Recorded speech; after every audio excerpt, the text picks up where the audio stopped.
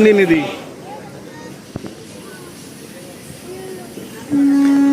चलो चलो चलो, घंटे की दूरी चल रही थी, अब रह गई आधे घंटे की, तो अच्छा कवर करते हैं इसमें। बाकी अगला स्टेशन में आपको दिखाता हूँ रतलाम।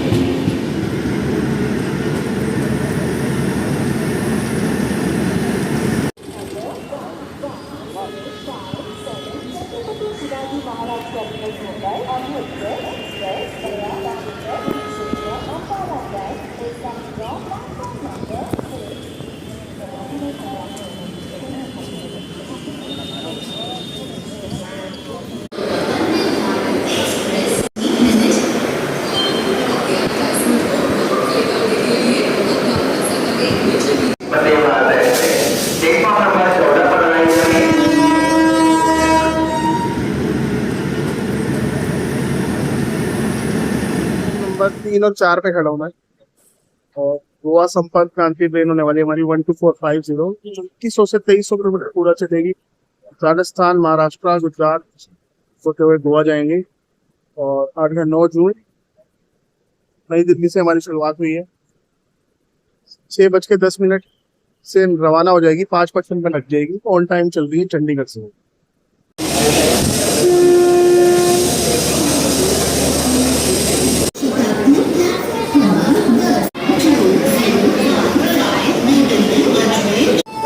गाड़ी संख्या 1238 हावड़ा नई दिल्ली।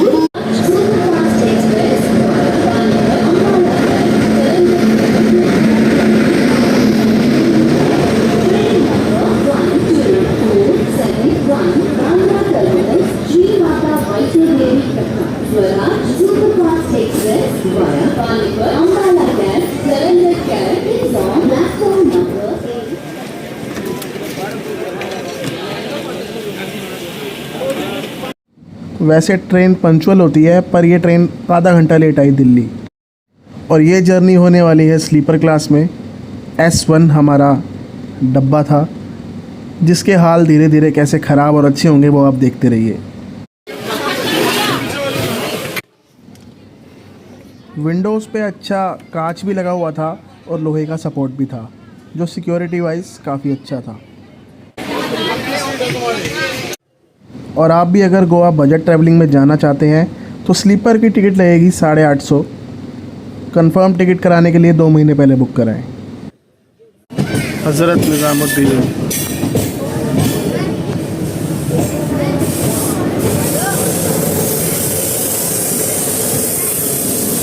सॉरी बेटा।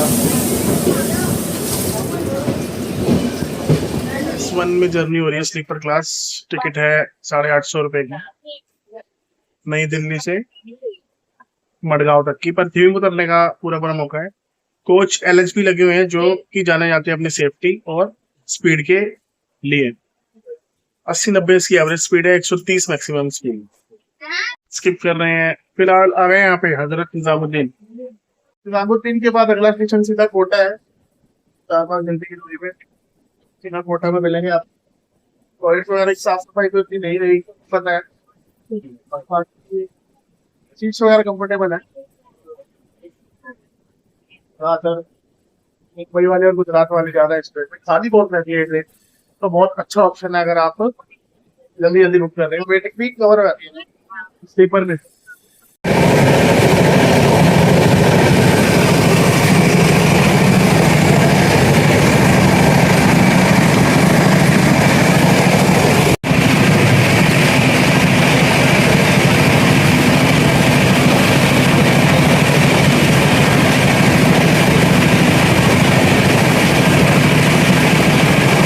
ट्रेन रुक गई है। ट्रेन की 2 जनों ने चेन खींच दी और अपने गांव को भाग गए। यहाँ रुकती नहीं है, वो 2 हरामी वहाँ भागे। देखो दिखाता हूँ, जहाँ आपकी जहाँ घर सा बना हुआ है ना,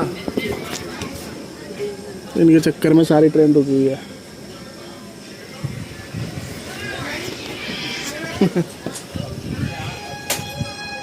चल गया औरन तो।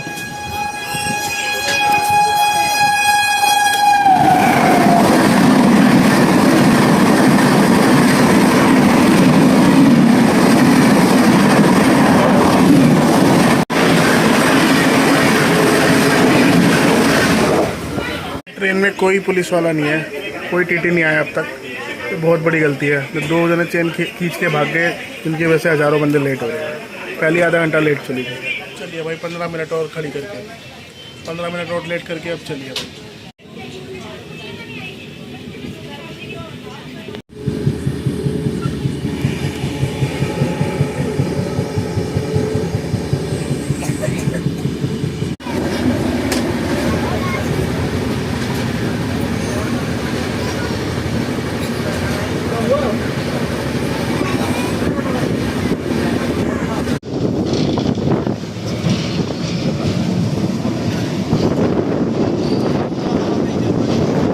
मुंह पे लग रही है ना, हवा मुंह पे लग रही है ना।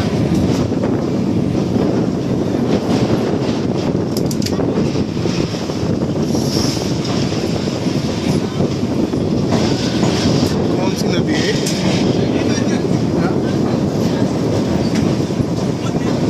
अलग ही है।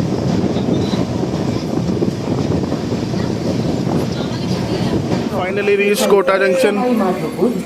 50 मिनट लेट और वहाँ फ्री पानी की सेवा हो रही है। ठंडा पानी भर दिया अंकल जी ने। निर्धारित समय से चलने वाली है बस। ऑन टाइम कब होगी या नहीं भी होगी, क्योंकि फिलहाल बहुत गर्मी है।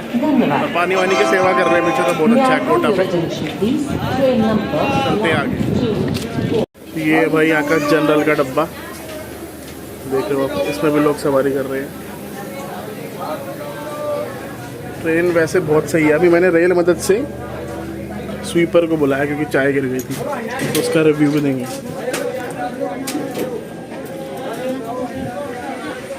ये स्लीपर है।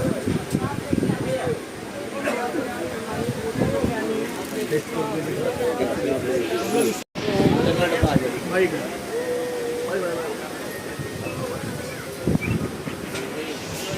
नागदा जंक्शन स्किप हो रहा है और 43 किलोमीटर से यहाँ से रह गया है रतलाम। हाँ, और आधे घंटे में पहुँच जाएंगे हम रतलाम। स्पीड बहुत अच्छी पकड़ी इसने और काफ़ी कवर कर दिया।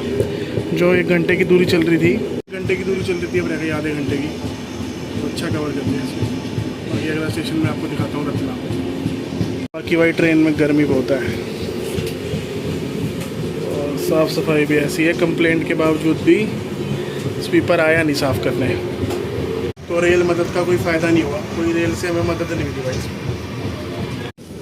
ये दे रखा है रेल मदद का नंबर, पर कोई सर्विस नहीं है।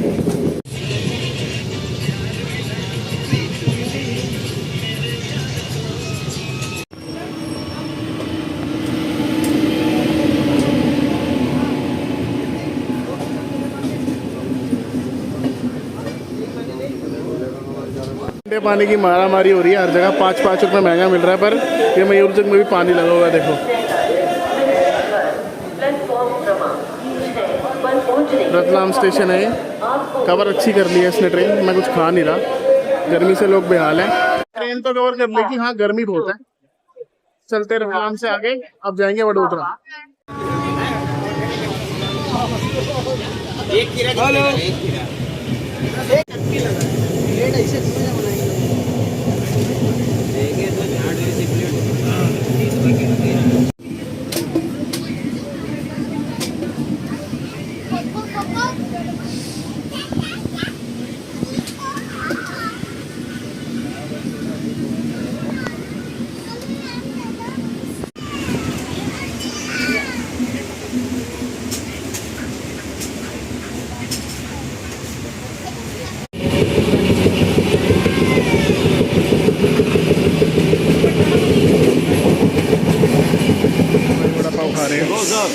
ठीक है भैया, चटनी वगैरह?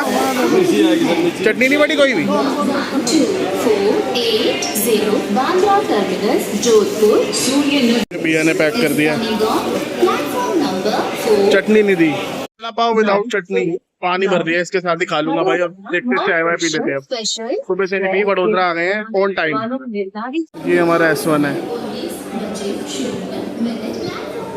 इसके बाद सीधा आएगा सूरत, 1.5 घंटे बाद।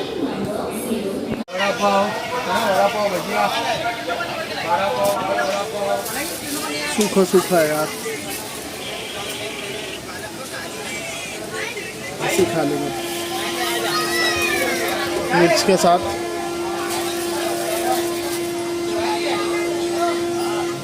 बन गया भाई अपना वड़ा पाव।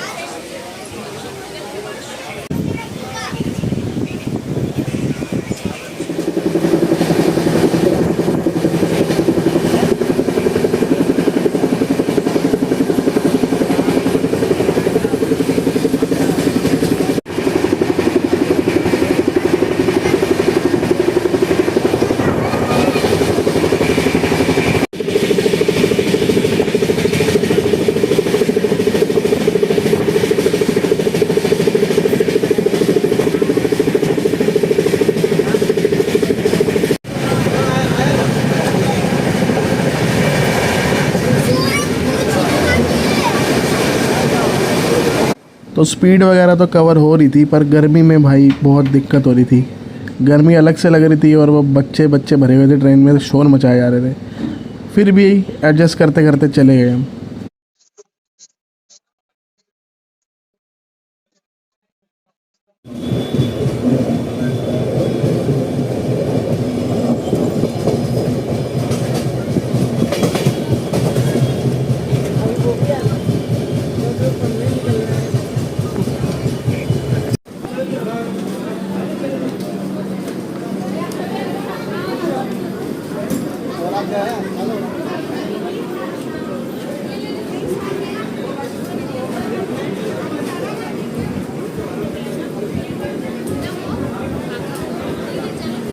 तो गुजरात के बाद ट्रेन तो महाराष्ट्र एंटर कर गई, बट बीच में बहुत स्लो चली भाई, और पूरी ट्रेन में बहुत मच्छर आए भाई, मतलब बहुत जीना आराम हुआ। फिर मच्छर काटे जा रहे थे, हवा इतनी आ नहीं रही थी।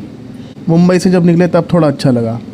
देखो ट्रेन की हालत, चलती हुई ट्रेन में ऐसे ही होता है और कुछ बातें तय नहीं होती, तो मतलब बिल्कुल बजट ट्रैवलिंग में ऐसे ही होता है। पर सच बात तो यह है कि 70-80% से भी ज़्यादा इंडिया ऐसे ही ट्रैवल करता है। चाहे वो गंदगी लोग खुद ज़्यादा करते हैं, लोगों में सेंस कम है और खिड़कियों से भी फेंक देते हैं और अपने आसपास भी कूड़ा मचाते रहते हैं। वो गलत है भाई। वो कितनी बार सफाई करेगा? फिर वो तुम्हारी रखा उसको सफाई के लिए है, बट फिर भी इतना लोगों को भी गंद नहीं मचाना चाहिए। लोगों की ज़्यादा गलती है। Finally day 2 is here. और अब ये जब कोंकण रेलवे की साइड आया, बहुत स्टेशनों पे रोकी भाई इसने, बहुत हॉल्ट लिए। अब हम भी हर स्टेशन पे उतर जाते थे और जब सिग्नल क्लियर होता था तो चढ़ जाते थे। ये है कि हम पानी भरते रहे, पानी पीते रहे, बिल्कुल बजट ट्रैवलिंग करी।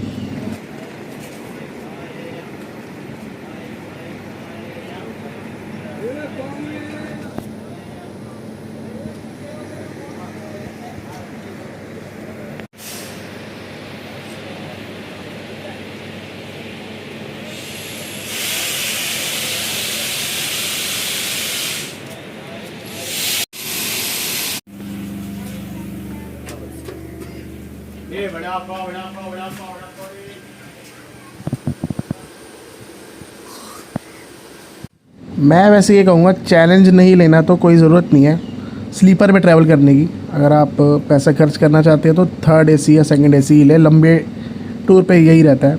और फैमिली के साथ हो तो हमेशा ही एसी ले। बाकी हाँ, अगर आप ऐसे ही ट्रैवल करते हैं तो कोई दिक्कत नहीं है। देखो इसने वेरावली में रोक दिया। तो यहाँ पे 1-1 घंटा लेट करते करते अंत में 2 घंटे लेट पहुँची ट्रेन।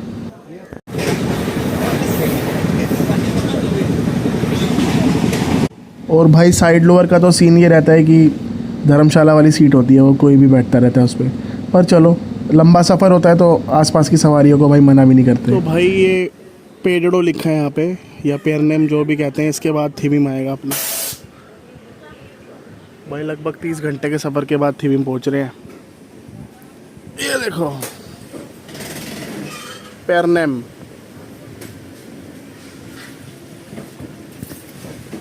पेरनेम को बोलो बाय बाय।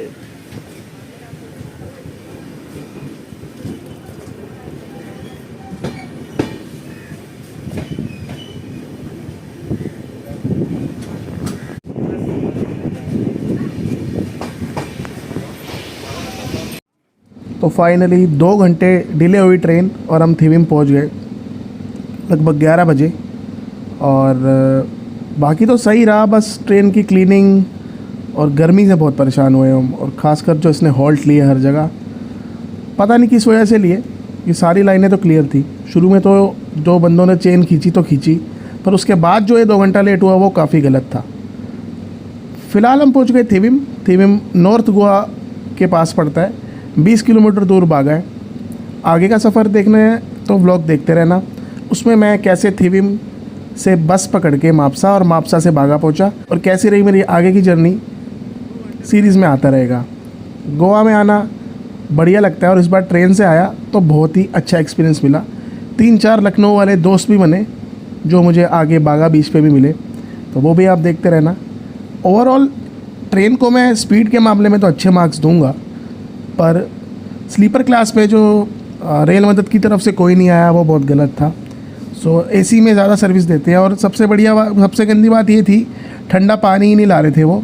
और जब आप ठंडा पानी लेने थोड़ा 2-3 डब्बे आगे जाते थे तो उन्होंने ड्रम में रखा हुआ था और वहाँ पे ठंडा पानी 5 रुपये महंगा दे रहे थे, और जो स्लीपर वालों को ठंडा पानी दे ही नहीं रहे थे वो। तो कई बार हमारे दोस्त आगे से पानी लेके आए ठंडा, तो ऐसी बेकार चीज़ें हो रही थी। और कोई पाउडर चाय और कॉफ़ी वाला नहीं आया, वही बेकार सी जो चाय कॉफ़ी देते हैं जो मैं पी नहीं। उससे बढ़िया तो भाई स्टेशन पे पी लो। तो ऐसा चलता रहा सफ़र। बहुत गलतियाँ थी इस ट्रेन में। तो आप आओ तो माइंड प्लान करके आना। अच्छा, ये स्टेशन काफ़ी कमर्शियल था। प्रीपेड काउंटर आपको मिल जाएगा टैक्सी का यहीं से, नहीं तो हमारी तरह आप थोड़ा सा 300-400 मीटर या आधा किलोमीटर चलने के बाद मिनी बस चलती है गोवा की, तो जो आपको मापसा लेके जाएगी। वो आप अगले ब्लॉग में देखना, मैं थोड़ा बहुत इसमें डाल भी रहा हूँ। स्टेशन ये काफ़ी अच्छा था और मात्र 20 किलोमीटर है बागा कैलनगुड से। बस पहले कैलनगुड जाती है फिर बागा। बाकी भाई एक वाटर बॉटल ऐसी कैरी करो कि वो जैसे सिपर टाइप होता है ना, तो जहाँ भी आपको साफ़ पानी मिले भरते रहो। बार बार पानी ख़रीदने में भी पैसा लगता है, तो वो बहुत अच्छी चीज़ है। और खाने पीने का भी ऐसी चीज़ रखो जैसे इडली वगैरह जो ख़राब कम होती है, तो उससे आपका क्या है सफ़र सही कटता रहेगा और बाहर का कम खाओगे आप। बाकी इस साइड आओ तो वड़ा पाव खा लो, 2 वड़ा पाव खाओगे तो आपका सफ़र वैसे ही कट जाएगा। बाकी ट्रेन में जो घटनाएं हुई, जो इनका स्टाफ बदतमीज़ी करता है, वो बहुत बेकार था। उसके लिए रेल मदद या IRCTC को कुछ तो करना चाहिए, पर कुछ नहीं हो सकता।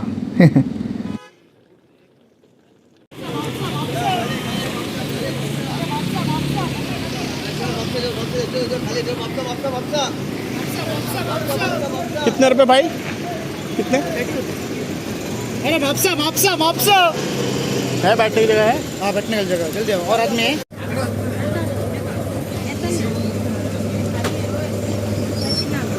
बैठ जा पीछे।